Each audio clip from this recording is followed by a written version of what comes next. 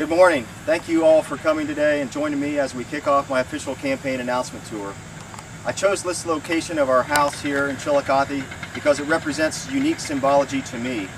Less than a mile behind us through these trees was the home of Thomas Worthington, Ohio's first senator and sixth governor, and a man with great vision and hope for the future of the young state. In fact, it was through this property that he looked out on Mount Logan and saw the sun coming up, which represented a bright new day, and he saw that as inspiration for a bright new day for Ohio, which today is our great seal of Ohio. Less than a mile in this direction is the home where I grew up, and the place where I formed my dreams and goals and hopes for the future. So today we stand between the two, where I'll share with you my vision and dreams for both our future and the future of Ohio. But frankly, I've gotten to know a lot of you already, and I really feel warm about the people of Jackson. It's been a great experience having to meet all of you, and I feel like you're part of my family now, practically as much as I see you guys. Thank you for joining me this evening. I'd like to first of all say it's a pleasure to be here at the Phillips restaurant. Much like myself, this is a third generation family-owned business, and I can relate to that, being a fourth generation attorney and small business owner in Chillicothe. It's a pleasure to be in Newark, and I look forward to discussing the issues with you just like I've discussed them in the other 16 counties on our 3-day official announcement tour. My name is Paul Phillips. I'm running for Congress, and I'm the best person that could represent us, the unique, diverse group of people lucky enough to live in the best place in the world, Ohio's 18th U.S. Congressional District. My roots run deep here. My family roots are very deep. I'm a fourth generation attorney and small business owner that came back from the military after 20 years to raise my family here. I had the experience to live all around the world and saw all kinds of different forms of ways of life, and was convinced that this was the best place for us to raise our family. In strong support of the decision is my beautiful wife Janique, and while I'm still learning baby language, our lovely infant daughter Lauren I think is on board as well. Like I mentioned, I was born here. I went to Chillicothe High School and graduated in 1981 with an Air Force ROTC scholarship to attend Ohio State University. 4 years later, I graduated with a degree in aeronautical and astronautical engineering, a commission as a second lieutenant in the Air Force, and a pilot training date. I briefly worked as an aerospace engineer at General Electric before earning my wings and beginning what would be a 20-year adventure in the Air Force.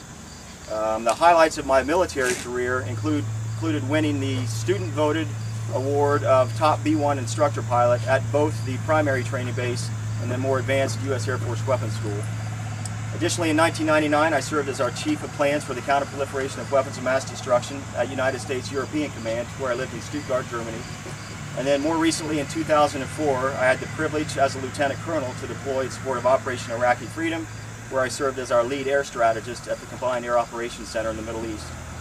I'm a graduate of Air War College, Joint Forces Staff College, Air Command and Staff College, and I believe that our members of Congress must have a solid understanding of military and foreign policy matters. I served you well as an officer in the Air Force, and I'll serve you well in Congress. I'm excited about running for Congress because of where I think I can lead the people of the 18th District. I think our leadership needs to have a broad range of personal, professional, and academic experience, and an appreciation for the tremendous responsibility of the job.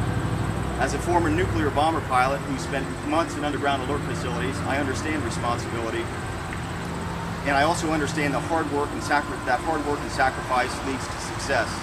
I don't make decisions based on short-term political gain. I'm not a career politician, and I think it's most important that we need someone with a vision, a kind of a longer-term vision for our district, and someone that can inspire that. My vision comes down to prosperity and security. And when I talk about prosperity, and it's something I've spoken to most of you about, I'm really focused on jobs to our district. When I left to serve you 20 years ago, there were a lot more job opportunities than there are today. And that's one of the keys I'm really going to work on. And I think it's my background in all those different areas that I can make that happen here. I can convince those companies that I came back because of the quality of life. They would have no trouble finding a very good workforce here in this district, and have good reason for defense industry and tech type companies to come to our district. But I also understand that it's kind of a multifaceted, simultaneous attack, is my military terminology, on bringing employment to the area, and involves good educational opportunities for our children. So our children have to be able to graduate from a high school with a diploma that represents a quality education, have the opportunity to earn a college degree, and ultimately to find a good paying job in our district. Additionally, as a small business owner, I understand that small business is the real backbone of our economy. The excessive regulation for small businesses as well as the excessive tax burden has really hampered that opportunity for people, so I'll work to reduce that, and as well as reducing taxes for our families. When it comes to Social Security and Medicare, the generation before us worked very hard to provide us the country that we have, and I'll work very hard to protect Social Security and Medicare. And health care, this past year, almost, my father was admitted, he's an Alzheimer's victim, and I'm very aware of how valuable it is to have accessible and affordable health insurance for all Ohioans, but I don't see the necessity to raise taxes to do that. Now let's talk about security. Our children have to have a safe and secure country to grow up in, and this comes from decisions based on personal experience with national military strategy and foreign affairs. Additionally, as a veteran, I hope I don't have to say this, but I'll make sure that our troops have the training and equipment they need to do the job that's asked of them, and when they come home that they have the quality care that they have earned and they deserve.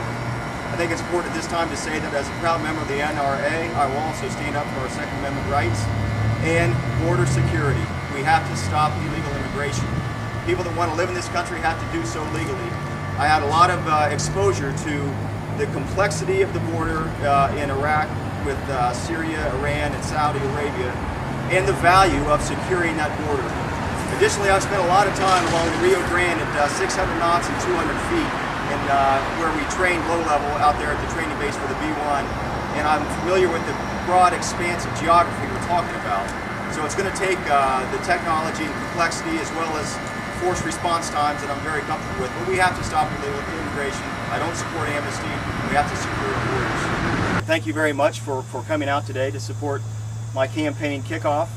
I'm building a broad coalition of voters as we go around the district, and I really need your support. Together we can help to make sure that this vision that I have for Ohio and for all of us comes to fruition. And God bless you, and thanks again. I'll stick around for a few minutes and chat with you.